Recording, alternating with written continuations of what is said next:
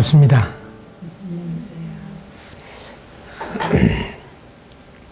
신명기 29장에서 우리는 모압 땅에서 세우신 언약을 좀 살펴보도록 하겠습니다. 그 29장 1절에 보게 되면 호렙에서 이스라엘 자손과 세우신 언약 외에 여호와께서 모세에게 명령하여 모압 땅에서 그들과 세우신 언약의 말씀은 이러하니라 해서 그 언약이라고 하는 말씀이 반복해서 나오고 있습니다. 이 성경은 언약입니다. 그래서 예수님 오시기 전에 언약을 구약이라고 우리가 부르고 예수님 오신 후에 언약을 신약이라고 부르는 것입니다. 이 언약이라고 하는 것은 반드시 지켜져야 할 약속입니다. 그래서 이 약속이 지켜지지 않을 때에는 불편하게 되고 또 손해를 보게 되고 문제가 생기는 것입니다. 그런데 하나님께서는 두 가지 점에서 시건하실 이유가 없습니다. 하나는 하나님이 진실하신 분이기 때문에 시건하시지 않습니다. 또 하나님은 전능하시기 때문에 시건하실 이유가 없으십니다. 우리는 부득이 약속을 어기게 될 때가 생기잖아요. 톨스토이가 어느 소녀에게 꽃을 선물하기로 약속을 했습니다. 그런데 톨스토이가 찾아갔을 때에 그 소녀가 세상을 떠났어요. 이제 병중에 있는 소녀이니까 꽃을 약속했겠죠. 그래서 이 톨스토이가 그 무덤이 어디냐고 물어봤습니다. 그러니까 그 어머니가 하는 말씀이 소용없습니다. 그 아이는 벌써 죽었는데요. 그때 톨스토이는 소녀는 세상을 떠났지만은 소녀와 약속한 제가 살아있지 않습니까? 저는 그 약속을 지키고 싶습니다. 그래서 그 무덤을 찾아가서 그 꽃을 놓았다고 하는 그런 일화가 있습니다. 우리의 언약은 살아있을 때의 언약이지 정말 죽은 다음에 언약을 지킬 수가 없습니다. 그래서 반드시 나이가 많아서가 아니라 이제 주님의 뜻이면 내가 말씀을 전할 수 있겠다. 그래서 장기적인 약속을 하기도 그렇게 쉽지 않아요. 자, 4월에 전국의 일꾼들이 모이는 그날 모임에서 말씀을 부탁을 받았다. 8월 달에 국제수양회에서 말씀을 전해달라고 하는 부탁을 받았다. 또 어떤 주례 부탁을 받는다. 그랬을 때 주님의 뜻이면 할 수 있습니다. 사람은 내일 일을 모르지 않습니까? 사람은 언약을 그렇게 잘 지킬 수 있는 존재가 아니에요. 그래서 언제든지 단서를 붙이시면 좋은 것 같아요. 그래서 제가 선교사들과 함께 일할 때 그분들의 표현 가운데에는 단언하는 것이 이렇게 많지 않아요. 그런데 예를 들어서 좋을 것 같아요. 할 수 있으면 먼저 이런 이야기를 많이 들었는데 저는 그런 점에서 실수를 참 많이 했었어요. 그리고 이중 약속도 해놓고 그리고 참 진땀을 빼면서 약속을 취소해야 되는 경우들도 많았었는데 사람은 그런 약점들 투성이입니다. 그런데 하나님께서는 언약하시고 그대로 이루시고 그 다음에 그 언약이 일방적입니다. 하나님 편에서 말씀하시고 그리고 인생들에게 그걸 받아들이라고 하는 거예요. 어떻게 볼 때에는 불공평한 것 같아요. 호렙산에서 세운 언약이나 여기 모압 땅에서 그들과 세운 언약이나 이러한 것이,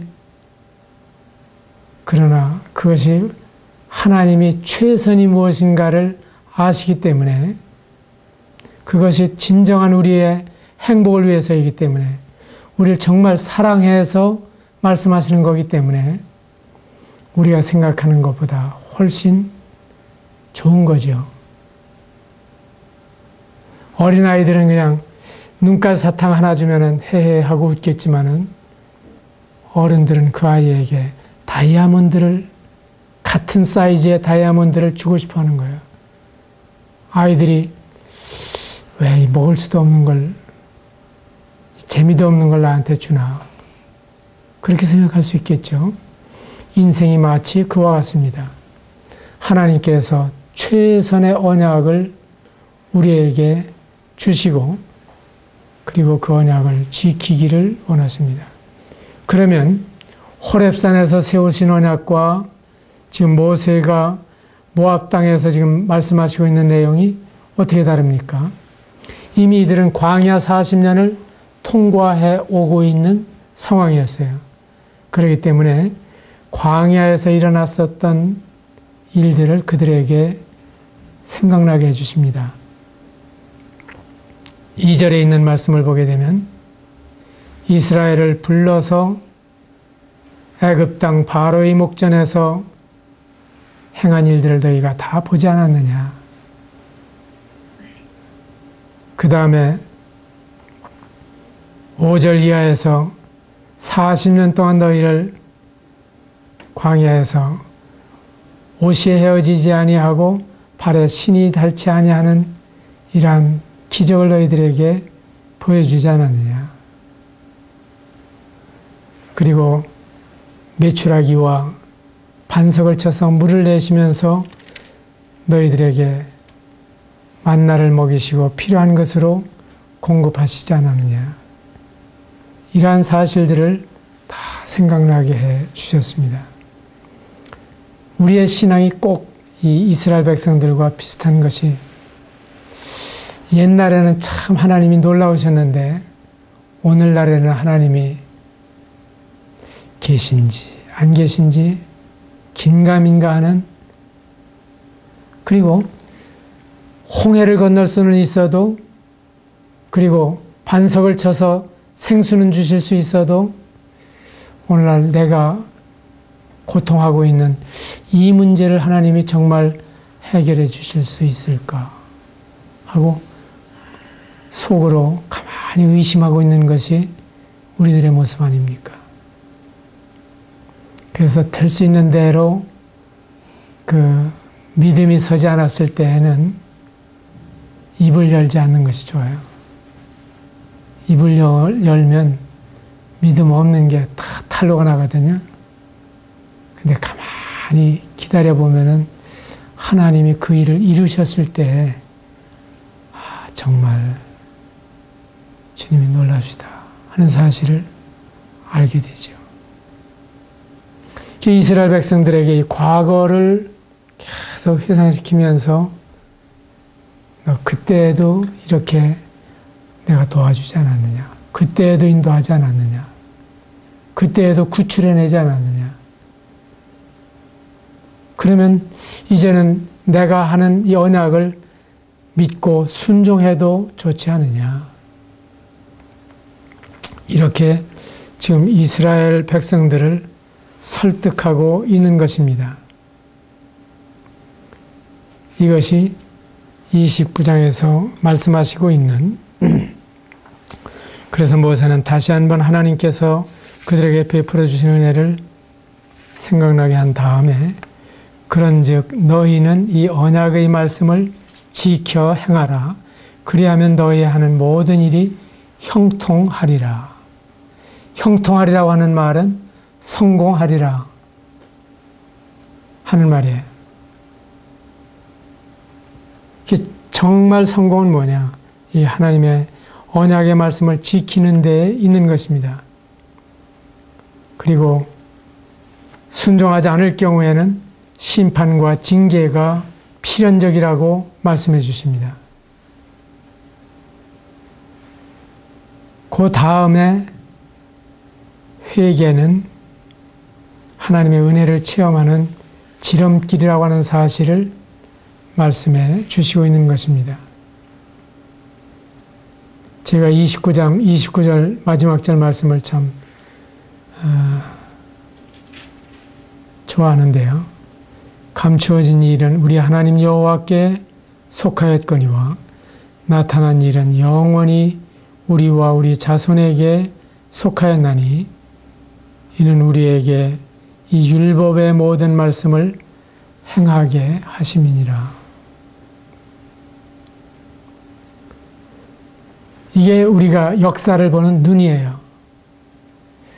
모든 인생에는 역사가 있죠. 그래서 성경도 역사적으로 이해할 필요가 있어요. 또한 각 국마다 국사가 있죠. 세계사가 있죠. 서양사가 있죠. 동양사가 있죠. 음악을 하는 사람들은 음악사를 배우죠. 미술하는 사람들은 미술사, 문학을 하는 사람들은 문학사를 배워요. 건축을 하는 사람은 건축사를 배워요. 왜? 온고의 지신으로 과거에 어떻게 흘러왔나 하는 걸 알게 될 때 우리가 앞으로 어떻게 가야 되나 하는 것을 알기 때문에 그래요. 그래서 이스라엘 백성들에게 역사는 거울이다.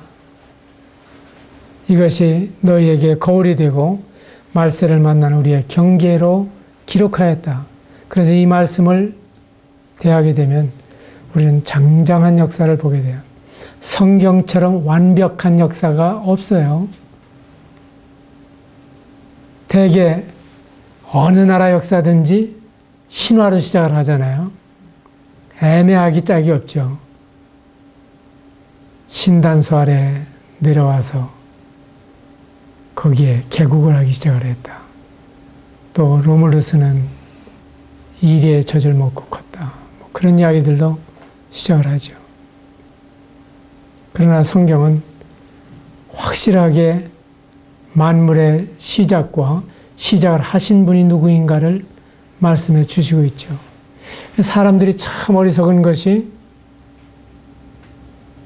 지으신 분이 없이 존재하는 것이 아무것도 없다고 하는 사실을 알면서도 만물을 지으신 분에 대해서는 그분을 하나님이라고 부르든 조물주라고 부르든 간에 계시다고 하는 사실을 논리적으로라도 인정을 해야 마땅한 것인데 거기에 가서는 불가지론, 난 잘 모르겠다 하고 끝난단 말이에요.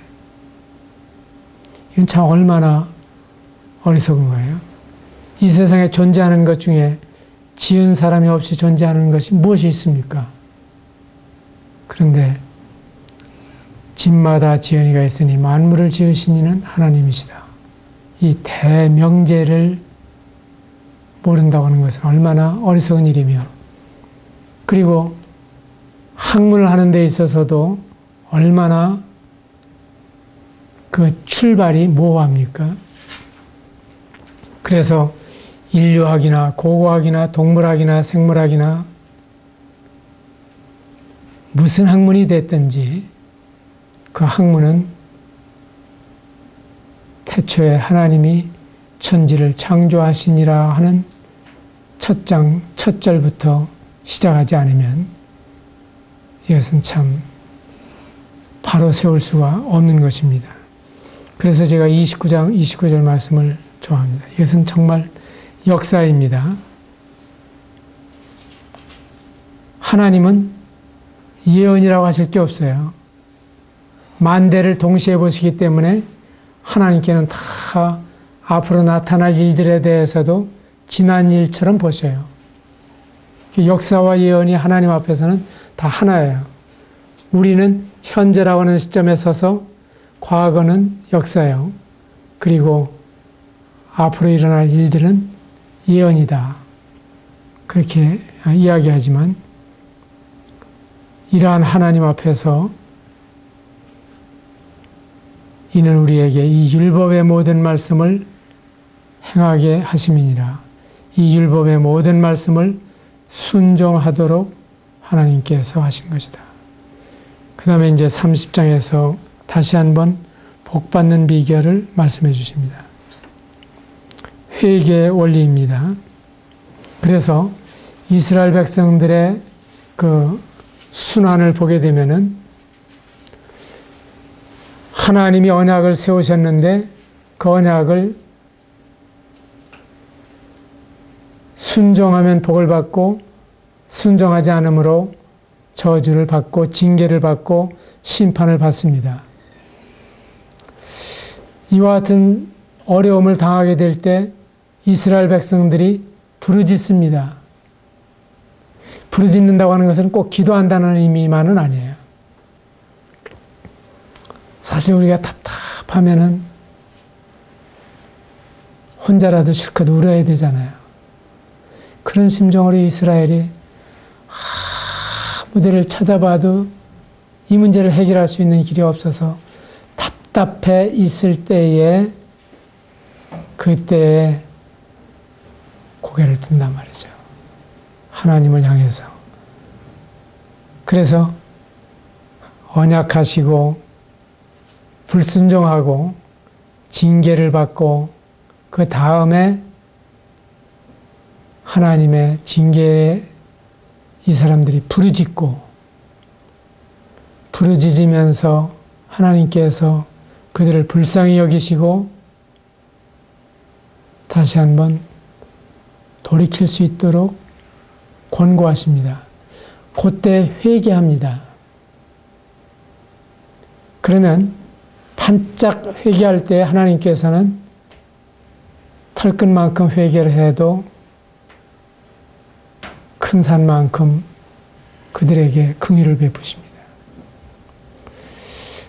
우리 자녀들 가운데에도 아주 뻣뻣한 녀석들이 덜어있죠. 그런 자녀들이 때때로 쓸데없는 고집일 수도 있고 어떤 때에는 나폴레옹 같은 고집일 수도 있습니다. 그래서 저는 그런 길을 쉽게 꺾지 말아라 하는 편에 그 아이들을 유의해 보시라고 말씀을 드리는데 하나님의 말씀 앞에서는 그래서는 안 되죠. 하나님 말씀 앞에 돌이키기만 하면 그 순간에 치료를 하십니다. 그래서 이스라엘을 회복시키시는 일을 하세요. 이런 단계를 계속 사사기에 보면 반복하는 것을 볼 수가 있죠. 불순종하고 징계를 받고 부르짖고 회개하고 또 다시 회복이 되고 또 같은 과정을 반복합니다.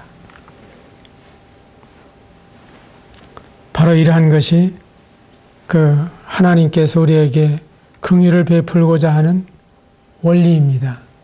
그래서 하나님의 뜻대로 하는 근심은 후회할 것이 없는 구원에 이르는 회개를 이루는 것이요 세상 근심은 사망을 이루는 것이니라. 우리가 근심해야 될 일이 있다고 하면 정말 하나님의 뜻대로 하는 근심이에요. 내가 불순종해서 하나님 앞에 매를 맞고 있는 것이 아닌가. 때로는 하나님께서 우리가 의를 행함으로 고난을 당할 때도 있는데 이 고난은 오히려 그리스도의 고난에 참여하는 것으로 감사하고 기뻐해야 될 경우가 있죠. 그렇지 않으면 순교가 일어나지 않을 거예요. 그러나 우리에게는 잘못됐을 때 회개하는 것이 하나님의 뜻대로 하는 근심이라고 하는 것입니다. 세상 근심은 사망을 이루는 것이고 그것은 해봤자 쓸모가 없는 거예요. 성경에서 아무것도 염려하지 말고 오직 모든 일에 기도로 너희 구할 것을 감사함으로 하나님께 아뢰라. 그리하면 모든 지각에 뛰어난 하나님의 평강이 너희를 능히 지켜주실 것이다.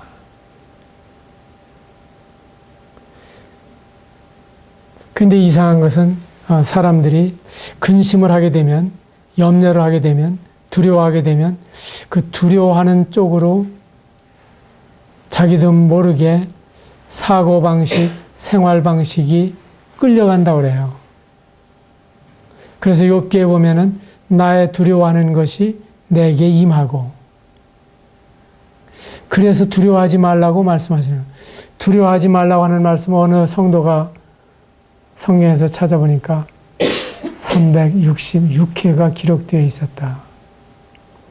제가 확인한 건 아닌데 어느 성경학자가 한 이야기예요. 그러면 왜 366회일까? 1년 365일에 올해 같은 윤년까지도 포함해서 날이면 날마다 두려워하지 말아라. 성경에서 염려하라고 하신 말씀이 없어요. 근데 단 한 구절, 하나님의 뜻대로 하는 근심, 하나님의 뜻대로 하는 염려,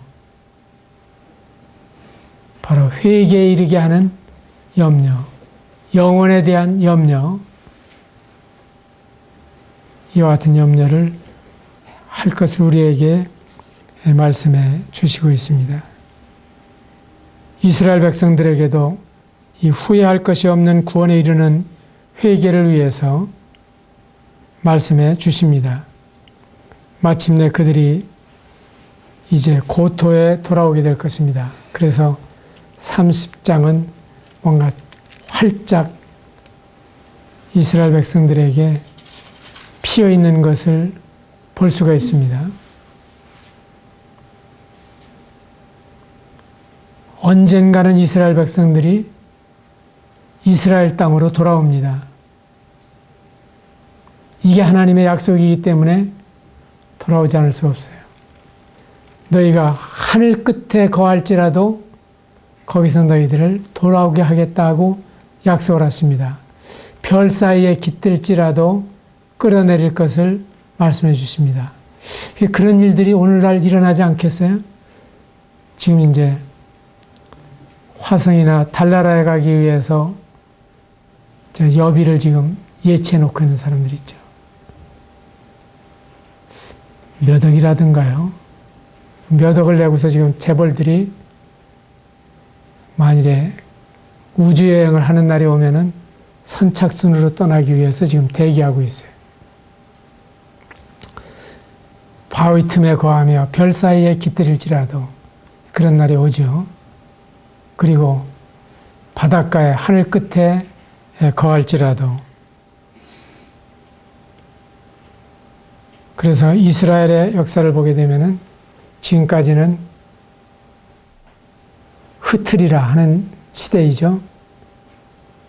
그 다음에 이제 하나님께서 그들이 돌아오리라고 말씀하십니다. 돌아오는데 사실은 회개하고 돌아오는 게 아니라 돌아와서 회개하는 것으로 말씀해 주시고 있어요. 그래서 이스라엘 땅에 지금 이스라엘 백성들이 계속 모여들고 있습니다. 언제부터 모여들기 시작했습니까?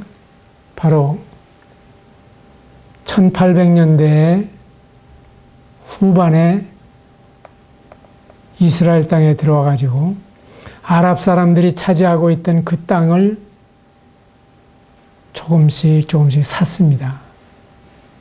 그때는 이 아랍 사람들이 전혀 의식을 하지 않았어요.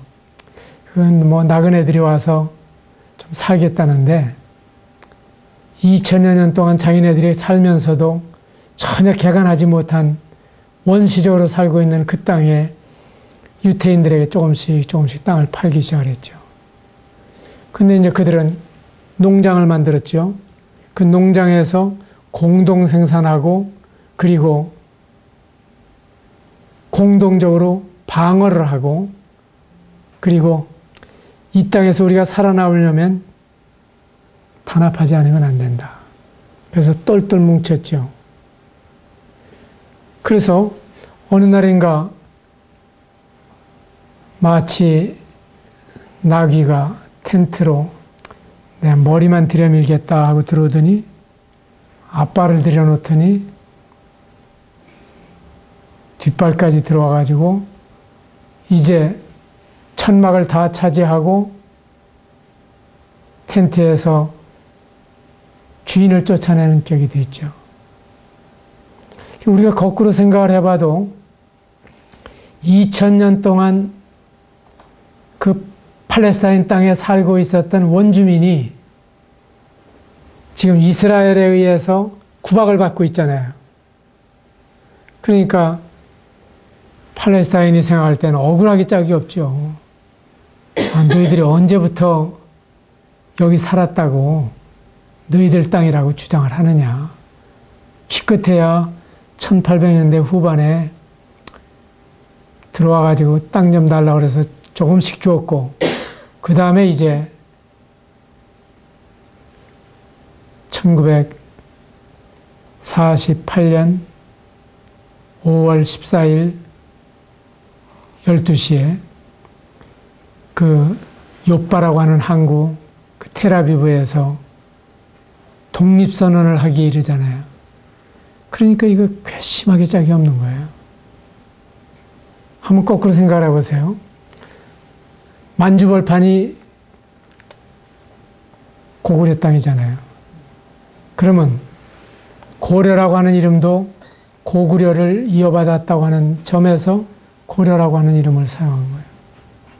우리 땅 아닙니까? 정말이래 내놓으라고 한번 해보십시다. 중국이 그래. 그저 한무제 때 우리가 한사군을 설치했는데 그게 어디까지 가는지 아니? 그건 저 휴전선까지 와. 그러지 않겠어요? 이러한 수천 년 전의 땅을 지금 이스라엘이 내 땅이라고 눌러앉아가지고 팔레스타인에게 압박을 하고 있는 거예요. 그러니까 세계의 여론도 야, 이스라엘 참 그 고약하다 이렇게 되는 거예요. 그런데 그리스도인들이 성경에서 보는 이 땅림자는 유태인입니다. 왜냐하면 갈대아 우르에서 아브라함을 불러냈을 때부터 약속을 하셨잖아요. 너는 일어나 동서남북을 바라보라.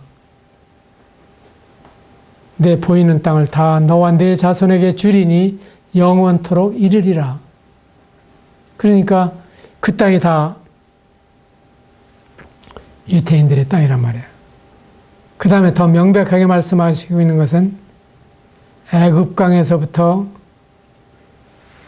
유브라데까지, 유브라데스 강에서 지중해까지 그 사이를 다 너희들에게 주겠다.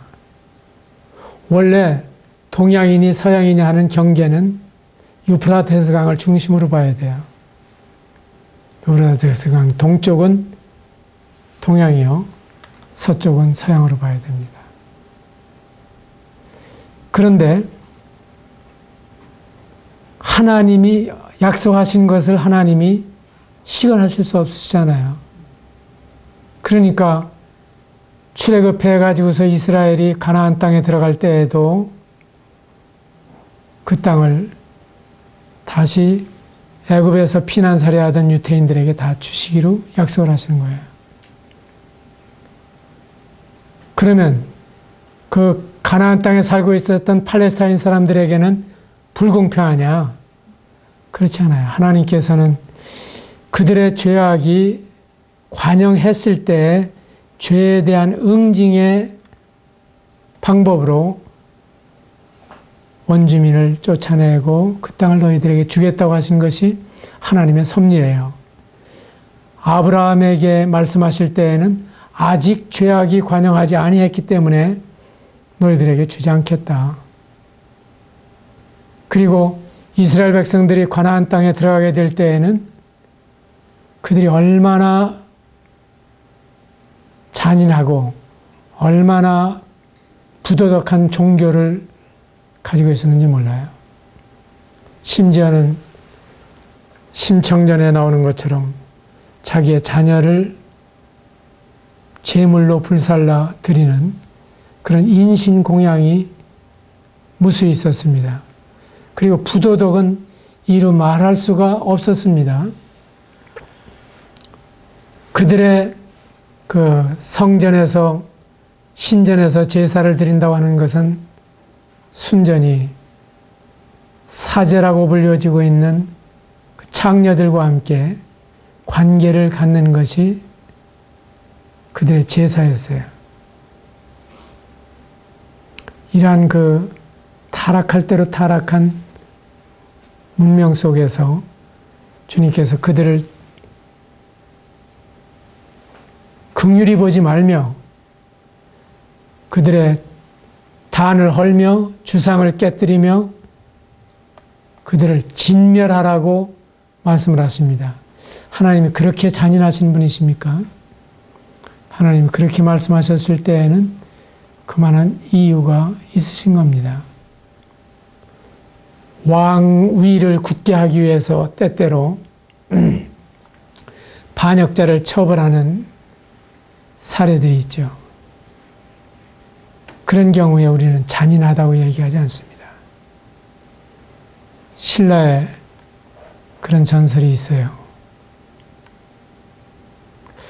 어느 까친가 까마귀가 편지를 물고 와서 왕의 행차에 지나가는데 떨어뜨렸습니다.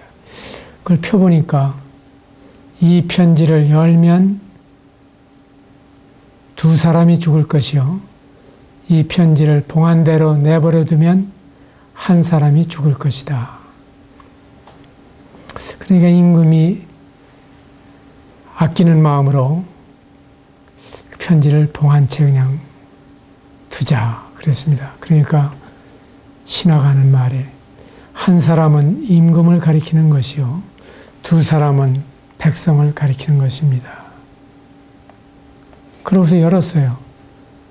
그게 정말 놀라운 편지였는데 그 편지 내용은 지금 왕이 행차한 동안에 왕 옥좌의 병풍 뒤에 자객 두 사람이 숨어 있습니다 하는 밀고였어요.